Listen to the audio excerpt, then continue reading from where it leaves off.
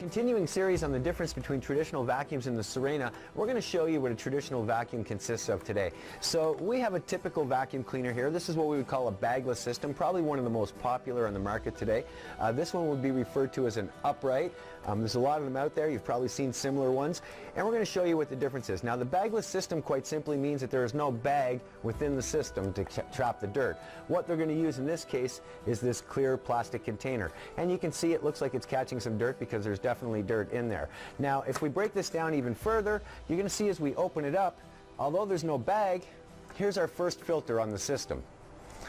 Now we can remove this filter and have a look. You can see it's got a sub-filter. You can see from the dirt on it, it's actually bringing in dust. I don't think it's very effectively trapping dirt though. Here's our inner filter, and apparently this one has not been changed in a long time, and you can see the dirt inside the cavern. Now each one of these filters, as they clog, reduce your cleaning efficiency. So all this dirt that you're seeing in this system is actually making the system inefficient.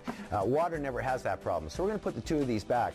Now you could clean all these filters out and think that you're back to 100% cleaning efficiency, but in fact you're not, because most systems, just like this one, are going to have another set of filters, usually designed to protect the motor or the exhaust. So when we open this one up, we can see there is in fact another filter, which they call a HEPA filter here.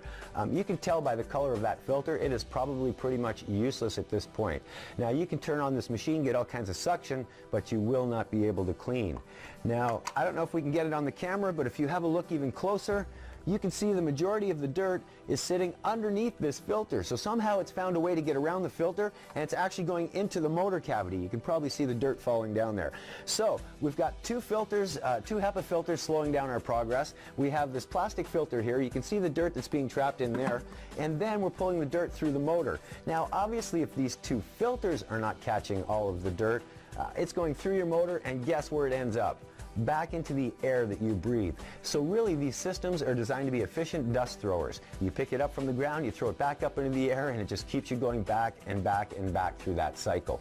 Now if you wanted to clean like the Sirena, you would have to physically change every one of these filters every single time you want it to clean. You would have to wash the entire system out, and then you could come close to the cleaning ability of the Sirena, but you still would not get there, because as soon as you start to clean, the filters begin to clog again.